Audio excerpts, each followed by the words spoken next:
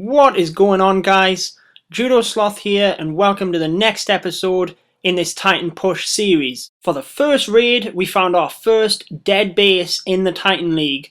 So for this one, we're coming in behind the air sweepers because we don't have to worry about the Infernos or the Expos. Nothing in the clan castle on this one, but don't let that fool you guys. Sometimes people leave gravestones lying about, sometimes they leave their clan in order to try and trick you to thinking that there's nothing in there, because that can seriously mess up your raid. Heading back to this one, we don't really have to worry too much. I've already got a massive balloons over the core there, just taking it out. I'm already at 46%, so I decide I might as well take out the town hall in style. Wait for it. Balloons are heading over there, they're going to take out that Expo, and you'll notice that that air sweeper is targeting them on the other side. So let's use that to our advantage. Balloons are heading over to the Inferno, the Queen starts shooting them down, that's providing damage. They go to take out the Inferno, but the air sweeper pushes them back and the bombs land direct on the Town Hall. What a victory, 61%, and we've already got the 2-star. So we could end it there, but you will see them elixir collectors at the top there with my name written on them. So we'll take that extra 200,000. This base wasn't worth a load of trophies, but my troops were ready in the background and it was a dead base, so an easy one to take the 4 trophies. Okay, so moving on to the next one. Once you find a raid up here that is worth a lot of trophies, you have to attack it no matter what. And looking at this base, it's an anti-2-star base.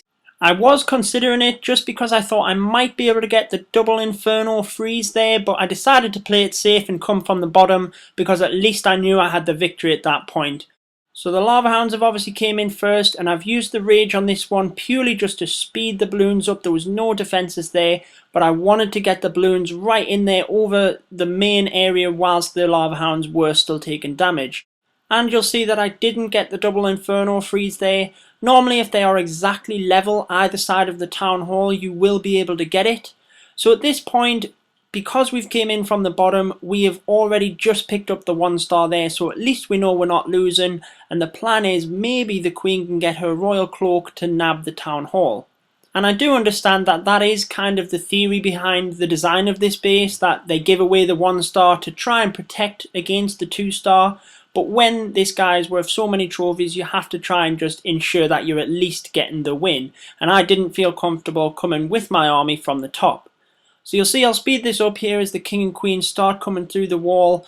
And he has his King and Queen placed very well here, because you'll notice that as we get through the wall, obviously the balloon comes out. There's only one of them, so it's not that big of a threat. But the King, who is supposed to be providing cover fire from all the defences, gets hung up on his King and Queen, and then it leaves my Queen completely exposed, and she has absolutely no chance of getting the town hall. So great placement of his heroes, and I guess this means that everybody's happy. He only had the 1-star against him, and at least I got the victory. I guess it just depends on your playstyle. Some people would push for the 2-star, but I like to play it safe more and ensure that I'm always getting the victory. And then if I can, make a push for the town hall. So we got 9 trophies out of that one, and this raid brings us McLovin. First thing that you'll notice about this base is that the air defense are quite close to the edge. That's to try and defend against LavaLoonion, so then my Lava Hounds are going to push all the way to the other air defense once they're down, leaving my balloons exposed. But we don't care about that, we're just going to push in anyway and wreck this guy's base. So I froze the single Inferno there just to try and keep my Lava Hounds alive initially, and then my second freeze I will try and get the Multi-inferno. That was quite a fail there, but I did get the air sweeper. But looking at this now, I've got plenty of balloons over the core, and I'm already at 48%, whoop, 50%, there we go, there's the victory. So that's what I was talking about. I like to get the victory, and then I can try and make a push for the town hall with my heroes. First thing I noticed is that that elixir storage is going to attract my King towards it, so I tried to take it out.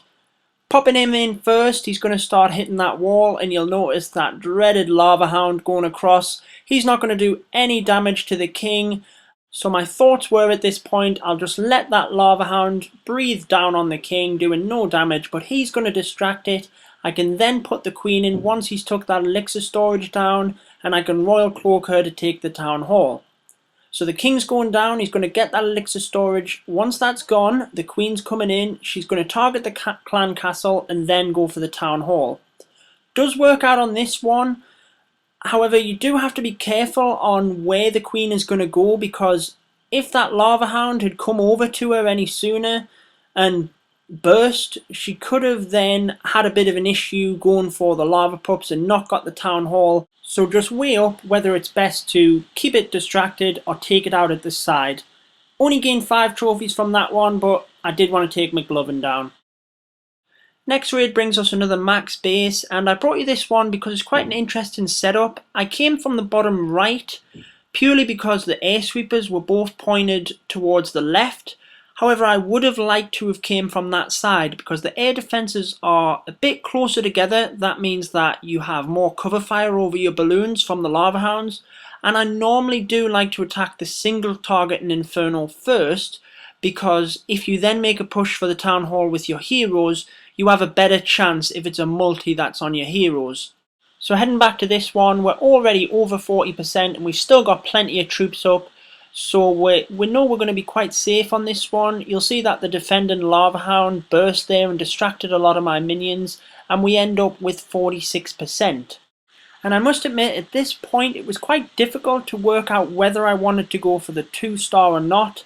You'll see that if I put my king in, he's going to go towards them storages, which are high HP buildings. He's then going to get attacked by the other king, and I just decided against it. I just thought I'd play it safe and come in from the opposite side to make sure I got that 50%. What I would normally do in this situation is put the king in, let him go towards the storages and see if he could get an extra 1 or 2%, get them down, and then put the queen in. Decided against it on this one, but I still got 9 trophies. So moving on to the last raid, it's one of them that tries to squash all the defences into the middle. Can sometimes overwhelm your troops if you're not careful, but they're normally pretty good for picking up the 50% on the opposite side. So I'm attacking from the top to try and avoid the air sweepers as best I can, which I always do, and the freeze comes down on the Multi-inferno. Rage spells are a standard setup, one rage either side to get the side balloons and then another one in the middle as they clump together, and I'm just going to keep freezing the Multi-inferno. Looking at this now, we're already at 50%, so it's just deciding where we're going to come at with the heroes. So as per the tip I gave you in a previous video, if you spread your balloons out at the side and put the clan castle balloons in the middle, it's quite a good idea then to put your heroes in where the clan castle was, because that generally is the centre of your path down to the town hall. You'll see a prime example of it there. The king's even hiding behind the clan castle badge. And you'll notice a similar situation here to one of the previous raids where the lava hound comes out to the side. On this one, again, I let the king just take the damage. However, I will let you know that following this raid, so long as I have the 50%, I now put the queen in right now to take out the lava hound. Once it bursts, I'll put the poison spell in to take the pups out, so that the king can continue to get through the wall and the queen can follow behind. Because as you'll see in a second, the queen ends up getting stuck on the lava hound in the middle of the base, and she doesn't even go for the town hall. However, I probably wouldn't do this if I didn't have the 50%, because if I get the king and queen in there and then there's a bunch of skeleton traps pops in the middle, I then might be stuck because I've already used my poison spell.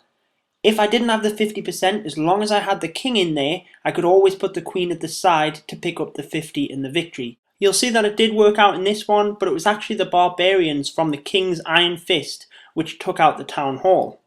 Heading back to base, we are taking some bigger hits on defense now, but let's not let that stop us. We finished this episode on 4,365 trophies. So last episode we were 6,400.